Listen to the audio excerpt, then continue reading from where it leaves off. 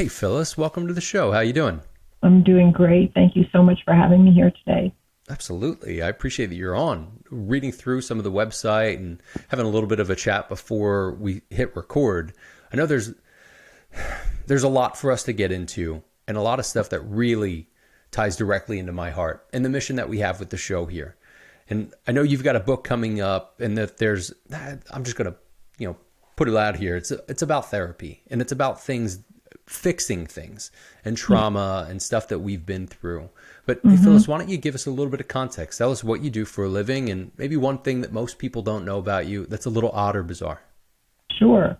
Well, I have been a psychotherapist for over 32 years, and that's been my main profession and a really great one. I loved being a psychotherapist, and I pretty much retired at this point and focusing on writing. And so the little odd thing about me, which you have told me is not odd, and actually I do hear that. It's still, I'm a product of, I was born in 1947, and in the world that I grew up in, there was no talk of spirituality. There was no talk of out-of-body experiences. There was no talk of, higher consciousness. There was not even any talk of therapy, actually, as I grew up. And so I just found myself to be kind of an odd person from a very early age because I had very different experiences than anyone ever talked about in my family. And added to that was a layer of trauma that from some abuse in childhood that I really didn't uncover until I was a lot older. But the odd thing, I guess I would say, is that at a certain point in my journey of my own recovery and healing, I started to get very distinct messages from a higher consciousness about what I'm doing here in my personal experiences and in the kind of challenges that I was having at the time, and what all of us are doing here, like what the human race is about, kind of from a soul perspective. So that's my odd thing. Yeah, I mean, I know I said to you before that's not as odd as it may be for other audiences.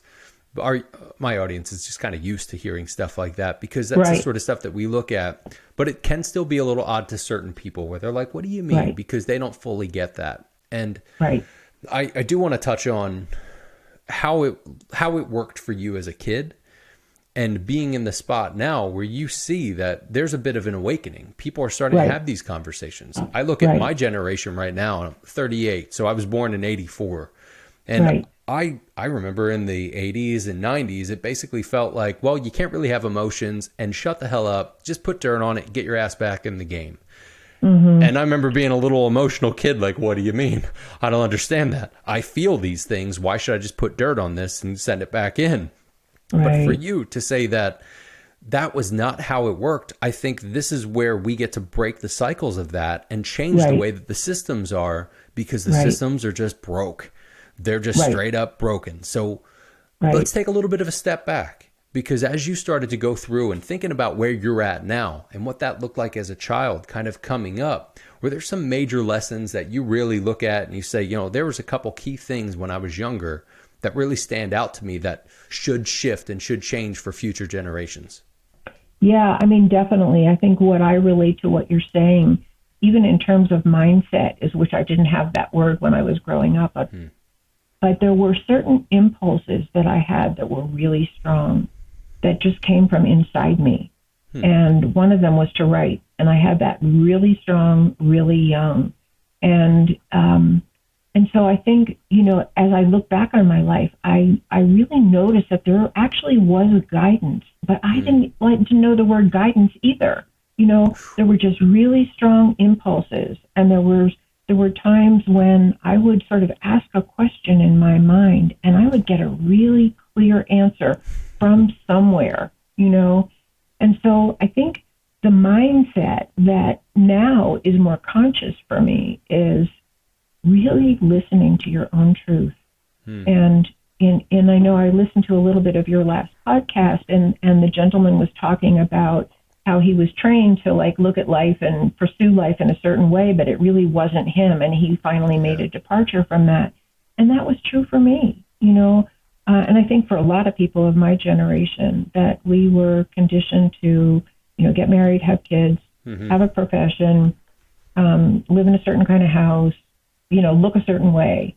And I never fit that bill. I never fit it. And looking back, I think that there was guidance taking me. I went into spiritual groups really young, and then I became a psychotherapist. And, and now it's a more conscious effort on my part to listen and follow, even when it's hard. There's a lot to that. I think people at times will hear things and not understand where it's coming from. They don't understand if it's just the mind, like the monkey mind, the monkey brain in a sense, just like throwing stuff at you, or if it's something internally. There are different times where I ask people, like, can you tap into your intuition? And they're like, tap into my what? Do what? What are you talking about? I'm like, okay, do you hear something? Do you have something that pulls at your rib cage? They're like, oh yeah, there are different times. And it's kind of that awareness of that, of understanding that there is that thing that's there. So when you were younger, did you know and then become aware, or did somebody help you become aware that, hey, there's something else there? I can't say that it was conscious, but there are distinct memories that then I could understand later when I had the awareness. Like I had odd experiences. I had deja vus of a prior life. But I didn't know what the word deja vu was, things like that. So there was no language. If there's no language for your experience, it's really hard to conceive of what it is. But I will say that looking back, those moments stand out brilliantly. They're like crystal clear. So something in my consciousness was registering those things. Does that make sense? Yeah. Especially, and that's the sort of awareness at that point. I'm sure there's even times where you can look back and go, oh, this thing happened, and then this thing, and then this thing. Right. Oh, and then I finally got the idea. It's like the universal consciousness is just trying to slap you in the back of the head, like, get the point. Exactly. You're like, I don't get it. Right. So the beauty of what you're doing, and the beauty, I think, of what you're saying today with people having more of an awakening experiences, is we do have the language for a lot of this. And so people of your age and younger now, don't have to wait 40 years to figure it out because it's being talked about. And that's really exciting. I agree with you that it's exciting. I'm still sad a bit because there are still broken systems, and there are people that are still producing children that don't have any right to produce children because they don't know what the hell they're doing. They have no idea what's going on. They're bringing kids into the world, and they're like, well, I'm kind of fucked up, so good luck. Have at it, child. And thinking about that from my perspective now, and from where you're at with the generations that you've gone through and the people that you've been around, thinking about what we can do today really brings us to what you're doing with your books. So what led you from where you were at as a psychotherapist into what you're doing today, and why the purpose is really there? In terms of the book that I'm writing now, America in Therapy, is that what you're asking? The sort of the shift, because you went from psychotherapist into, like, there's something deeper here that I really need to be able to get out. Yeah, there are so many threads I could follow with that, but I think the one that ties both what I call my spiritual experience and my psychological experience together is sort of one thing, even though there's probably 100. But the one that I want to talk about is, from my training as a therapist and in family therapy in particular, and in understanding what happens within the individual, and this speaks to what you're talking about families today, is so conditioned by the people that we grow up with, the people that have power over us, the people that influence us, our parents and our immediate peer groups and communities. And we learn what our relationship is as one part to the whole. We learn that from the people around us. And I think a lot of people don't learn a healthy model of what the relationship is of themselves to others. And that's where a lot of the dysfunction in our families comes from, and in our communities, and in our government. that there's not even any, it's not even talked about. Yeah. And it's the relationship that is mostly modeled is domination and submission. You know, dominating somebody to get what you want and justifying doing that in some way, you know, on some continuum from benign to really destructive. And I think one of the things that I've gotten out of the spiritual downloads that I've gotten is that the relationship of the part to the whole of us finding the right relationship of the part to the whole of ourselves as individuals to all of humanity, to the earth and beyond, is really where consciousness wants to take us, because that's actually how we're going to survive. Yeah. Yeah, there has to be, I don't want to just keep saying an awakening. There has to be a breakthrough. There has to be change to things. And it's interesting with the timing now, because people my age, people younger, you know, Generation Z people, etc. There's a lot of information. Like, we have information at our fingertips, where even 20 years ago, that wasn't the case. We have so much information now, and we're so inundated with so much information that I feel like it's easier for those systems to really screw with the people and to be able to screw them into place to where they want. That's absolutely right. And one of the, so the main thrust of the book that I'm writing is about that, in a way, you could say. So I'm looking at what's going on in our country, and it's really going on in the world, but I focus on America because this is where I live and this is what I'm familiar with. Yeah. But I think this is a global phenomenon that it seems to be accelerating, that the mental health of the people who are in charge and have authority and power is diminishing. And they're operating on the same dynamics that I see operating in abusive families, with the effect that the population of this country is actually being abused and may not know it, and may not know the outcome of that. For even if you're living a relatively good life and you're not, you know, you're not in a marginalized community and you're not in poverty, and you're not, you know, identified as some other, and your life is going well, we're still all really affected by what's going on. And a lot of people feel very powerless to help.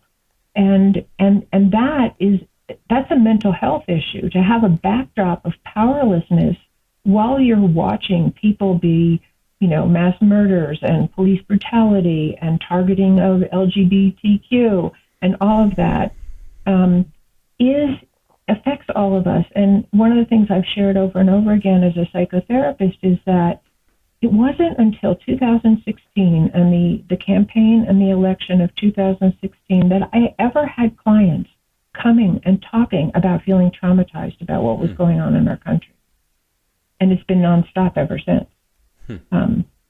And so, you know, and I think that is a really good indicator of the ripple effect of abuse. And I call it from the bottom up and the top down. Yeah. And the whole thrust of my book, just to put it in a nutshell, is that in the world of psychology, we do really know a lot about healing abuse and breaking the cycle.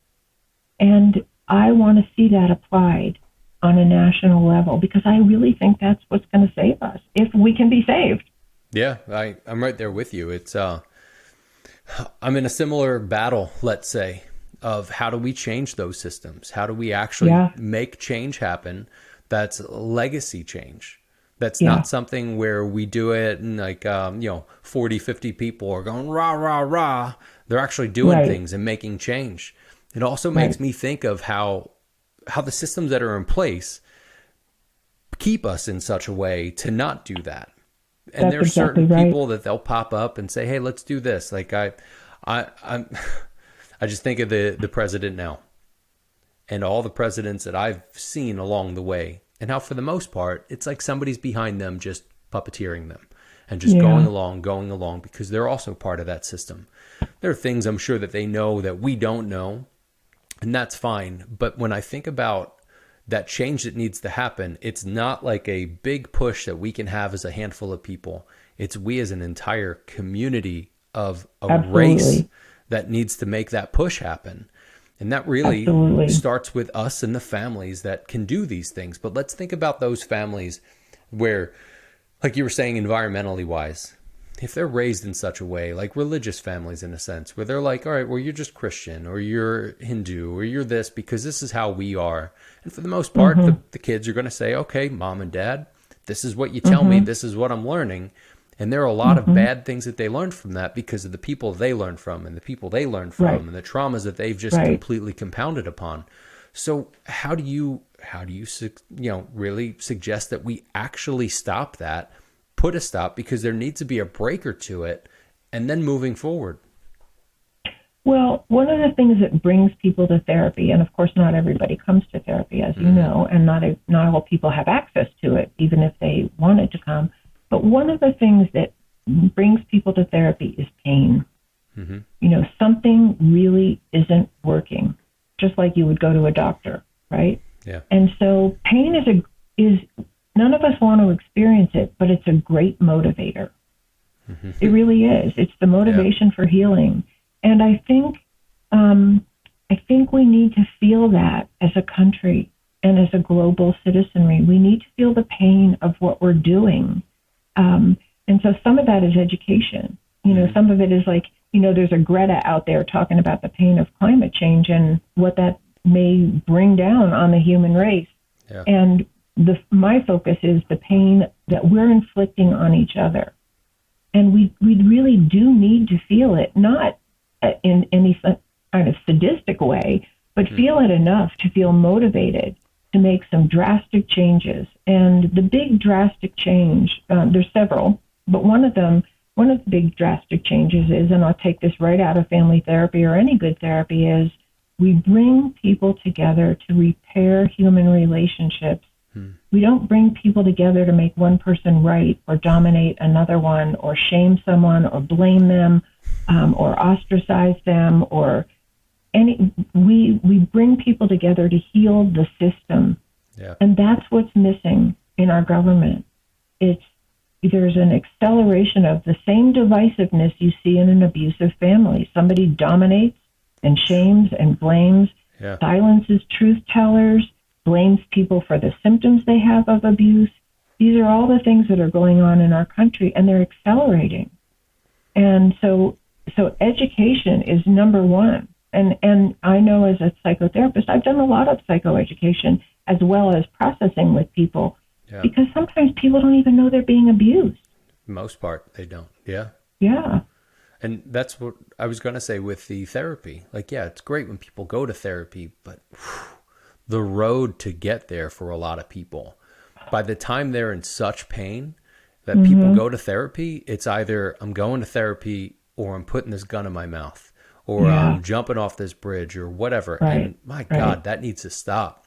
We need to disrupt it because people need to make change well before that. But Phyllis, how do you suggest we do that? How do we get to them before they say, I'm either fucking dying or I'm going to talk to somebody?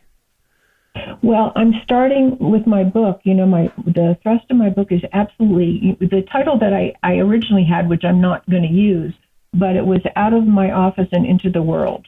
What I want to do is take everything that I've learned as a therapist and bring it to the man on the street.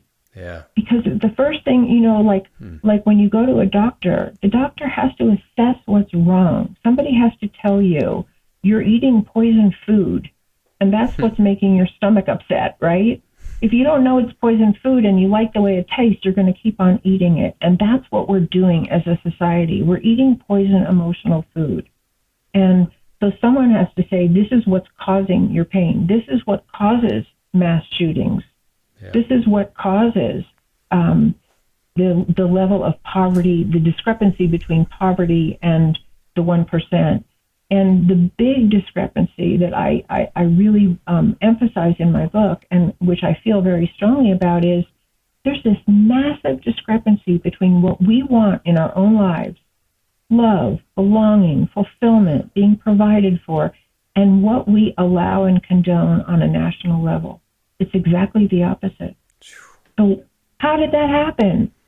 This is a mental health issue. It's not a political issue. It's not an ideological issue. there's an incredible woman who's a forensic psychiatrist named Bandy Lee. And I heard her. Have you heard of her? I've heard the name, yeah. Yeah, she's the one who came out, and she wrote a book called The Dangerous Case of Donald Trump, and she talked about the mental health issues posed by his presidency to our country. But the thing that was so powerful that she said, I heard on a radio show, was she said, fascism is not a political movement. It's not an ideology. It's a mental illness.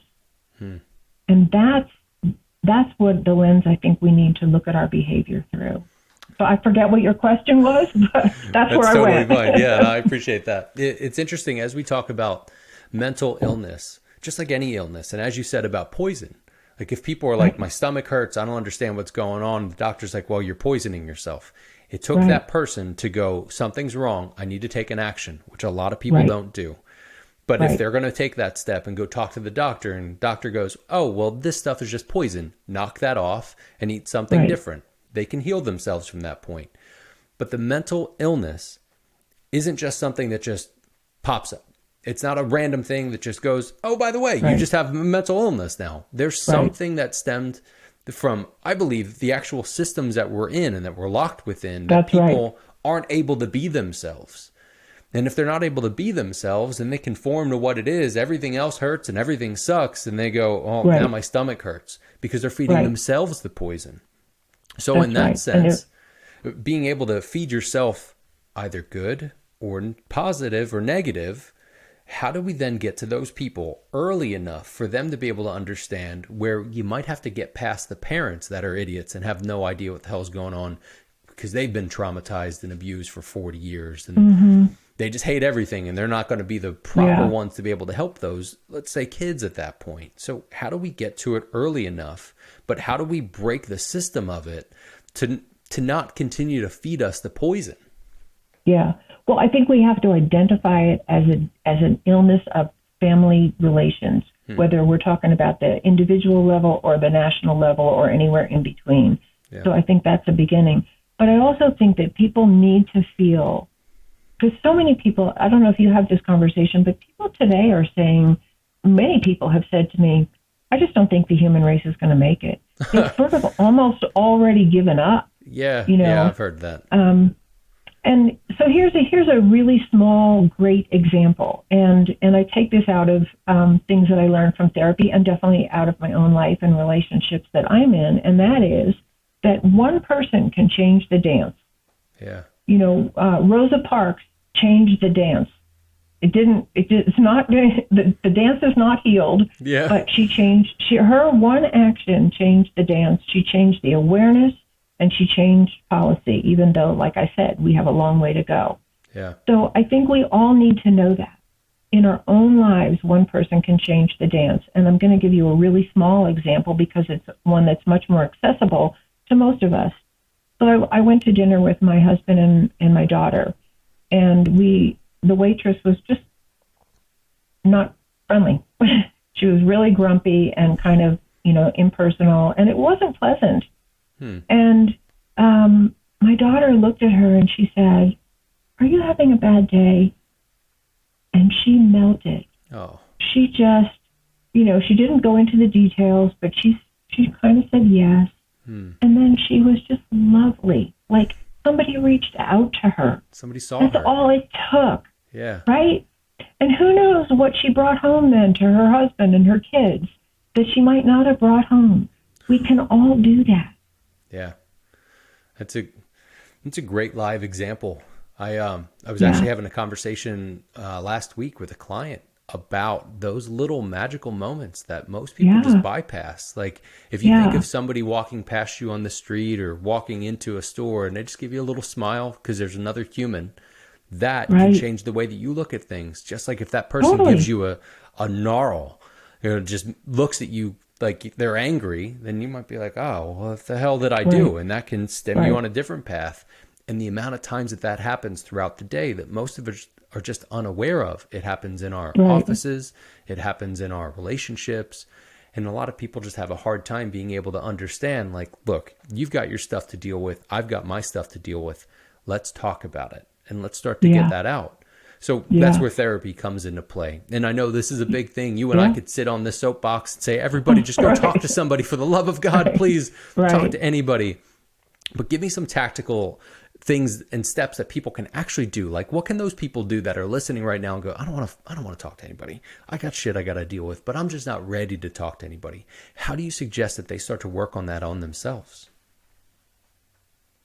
Well, I think, I don't know what the answer is if someone really isn't open to that and they don't want to talk. But I think, somebody like you, somebody like me writing a book, and the thousands of people like us out there are making it okay to talk. Yeah. And I think, just stumbling upon somebody, when I was going through the worst of my own healing, I read book after book after book about child abuse. And you know what? Those books were a gift. Yeah. They were a gift because I didn't feel alone. And I don't want to read those books now because they're hard to read. Sure. But am I grateful that somebody wrote those books and shared their story? Yeah. So I think it's being out there. And like you said, being your authentic self, sharing your trials, sharing your tribulations, and sharing what made a difference. That if you stumble on that, if somebody stumbles on that, and the more people that are speaking that language, the more possibility people are going to stumble on that. Yeah. And that becomes mainstream conversation rather than, I don't want to tell anybody. Yeah. Yeah. What a tough thing for a lot of people to be able to handle. I think of my own crazy experiences at times and how those experiences took a while to shape me. And there have been suicidal times where I've been like, I'm going to jump off this building, or I'm going to, wait a minute, I'm going to what or what? And being able to pull back from that and say, all right, I need to talk to somebody. But we need to be aware of the stuff that's happening around us and to realize that the stuff that's happening around us isn't us. It's the stuff that's happening around us. It's how we relate to those things and how we interpret those things. So even with that person that's like, I'm just not ready to talk to anybody yet, because sometimes they just don't have it together of like, what the hell do I even say? What would you suggest for them to do some therapy with themselves? You mean without talking to somebody else? Correct. And just being able to kind of work through that stuff on their own, like how you started to pick up books and different things. Are there anything that really stands out to you? Go where you're drawn, whatever it is. If it's playing music, if it's being in nature, if it's petting your cat, but go to something, anything that nourishes you. And journal writing is a great thing for many people because you may not be talking to somebody else, but you're talking to yourself. And it's a different conversation than the chatter that just swirls around in your head. It really is. But I would go back to the beginning thing, like, what calls you? What do you love? And do it, because that's a doorway to self. Yeah, it's a great point. I know there are a lot of people that just get into the routine of life where they're like, I've got the wife, I got the kids, we got these things, and we have to do all these things this weekend. I got this big project at work and blah, blah, blah. And it's like, what point are you actually minding your own self? And at what point are you leaning into the thing that makes sense? Right off the bat, you say, go play music, go outside. And I think of my girlfriend and I play music, she goes outside. That's how this works. And those are things where we have to do it. Like, I have to play music. I have to play or listen to music every single day, or I don't feel like me. She has to get outside and do something outside, or she doesn't feel like her. And that's a thing that it took us a long time to be able to figure that out. But those people, and I think for the audience that's listening that struggles with that goes, I get it, but it's hard to do those things. Take 2 minutes to do something. Right. Even if it is music for them, you can put on a song that's 2-3 minutes long and just jam to that song and feel it and sit in that. I talk about meditation, and I have guests that are on the show. We talk about meditation, and there are still some people in the audience that are like, I don't get how you just sit there for 5 minutes or 15 minutes. Like, how do you just sit there? It's like, well, we're not just sitting there. There's a lot of stuff that's going on, and we all have those answers that are inside, but it's for us to be able to shut up and allow the answers to come up. So on that note, what sort of piece of advice would you give to somebody that's on their path towards self-mastery? Yeah, well, I love what you're saying, because one of the things is that is drawing back. For if you just take one thing that you love Yeah. and do it, like you said, like the music or being in nature, it's a connection to self. And that is, when I grew up, there was no language for that. That language did begin, I think, in the 70s, maybe the late 60s. That began in the late 60s, and in the 70s it was big. And so what we need is to make that mainstream conversation, though. It's still not really mainstream conversation. That's what you do on the side after you've performed and succeeded and made the money and look good on the outside or have the great body or whatever it is. Yeah. We so promote in our culture that's on the surface. And I think people are hurting so badly because they really don't want to live on the surface. It's painful to Yeah. keep up an appearance. So I don't know if I answered your question, but I would go back to that thing of like, I really believe this, that we all have our unique contribution, and we can find it in what calls to us from our heart and soul. And it doesn't have to be like anybody else's. And that's one of the things that we need to promote in our culture and teach our children. Oh, you love to garden, you like seeing plants grow, go do it. You don't have to be a mathematician. You don't have to be a CEO. Go do what you love, because we need you. Yeah. And we need the person who's the mathematician. Mm-hmm. It's Great that, points. It's that, I love this term. It's called sovereign unity. Have you ever heard of that term? I don't remember where I heard it, but it's like, I am my individual self, and I hold that integrity and I manifest that within the context of what's good for the whole. Yeah. So I'm valued, and everybody is within the context of the whole. Yeah. That's a paradigm shift for our entire country and our entire world. And these are the kinds of paradigm shifts I'm trying to talk about, because I see them. Yeah, and you're doing it. It goes back to the systems even. Like the system, the educational system tells us that we are supposed to be factory workers. That's what makes us to be. I grew up as a creative, and I was basically an art and music kid. And in high school, they were like, you're not going to do anything else, so go live in the art room. I'm like, yeah, great. You should have just sent me to an art high school or a music high school to be able to do those things. But that's not it, where they're like, everybody just needs to be a factory worker. You need to get out. You need to go to college. You need to get a piece of paper that tells you spent a bunch of money and drank a lot. And then you need to be able to go into a job where you live there for the rest of your life and you pump out these tchotchkes because you're a factory worker. And I do think people are starting to understand, like, that's not the way it should be, but it's partially because of the generations before us that hate themselves because they're like, I went through this and this all sucks. But being in that spot where, and I agree with you, people have a hard time with the surfacey side and on themselves. I think that's where some of the mental illness that we beat upon ourselves, because we're like, I'm in this position. I have no idea how the hell I got here. What do I do and how do I do it? And I don't even know. And all I want to do is just friggin' sleep and close the blinds. Yeah. So what do they do from there? Yeah.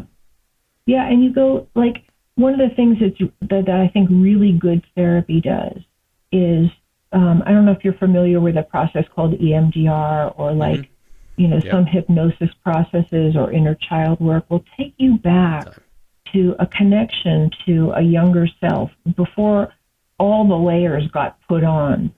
And sometimes it's in that connection to the younger self that we find, oh, I loved that, or there's just, even if it's not a specific thing, there's a connection to that part of yourself that had an interest in life or had something to say before somebody told you drew your picture the wrong way because you colored outside the lines, you know.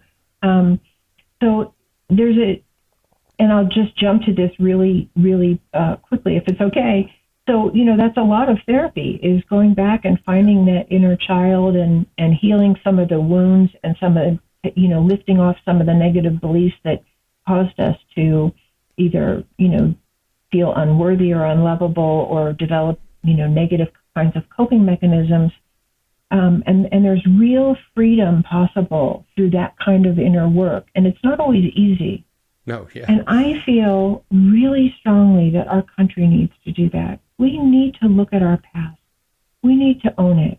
And I say this in two directions. We need to own the pain that we've inflicted, and we need to own the pain that we've endured, and we need to own our gifts. Because that's what good therapy does. And the more we can own the pain that we've inflicted, which is key in our country, I think, and the pain that people, I mean, you know, our country is made up of immigrants who came from suffering, many of them, that was never processed and then played out. And so all of that needs to be reprocessed on a national level, and we can do it because individuals do it. Yeah. We just have to know to do it and be committed to do it. Yeah, you're right. And good point with the childhood traumas and the things that have happened when we were younger. That's brought up on this show every so often. I suggest to people, client-wise, even friends and family at times when I get into conversations with them, go back, sit in that moment with the younger you, watch the movie. Don't be a part of it, but watch the movie and heal with that kid and work through that and understand from that perspective. It's almost like there are times where I'll walk people through future casting where they'll look at themselves of who they are and who they know they're going to be and reverse engineer from that. But you got to go backwards and be able to figure out what was it like when you were 7 or 8. And you're right. Somebody said, oh, you drew that weird. That's stupid. And you go, oh, well, I don't want to do that anymore. And you shut things down. And how do you resurrect that at that point? It takes you to be able to go through therapy. Phyllis, this has been great. Absolutely great. Thank you. I appreciate you being on. I appreciate you doing the work that you're doing and what you've done. You know, going through and writing this book, this is going to be huge, but the work that you've done for years and years and years, I know has absolutely helped people. So, hey, where can people find you and where can they connect with you? Yeah, thank you. And I just want to say the same for you. I think what you're doing is magnificent, and I really value the level of consciousness and your own work that you bring to this show. So that is invaluable all by itself. So thank you so much for having me here with you. And it's been incredible to talk with you. So I have a website, and it's www.phyllisleavitt.com. And sort of the announcement about my new book is on there. And once it's published and available, that'll be on there. And my other 2 books that I've written about the more spiritual part of my journey, A Light in the Darkness and Into the Fire, are on there. They're on Amazon. And on my website, you can, you can fill in a little thing if you want to contact me or just be on my mailing list, and that would be great. I'm on Facebook and LinkedIn and Instagram and Twitter and all the things. YouTube. Yeah. So all over the place like everybody else. Absolutely. And all of that is going to be in the show notes. So again, Perfect. Phyllis, thank you so much for being on the show today. It's been a pleasure speaking with you. Yeah, you too. Thank you.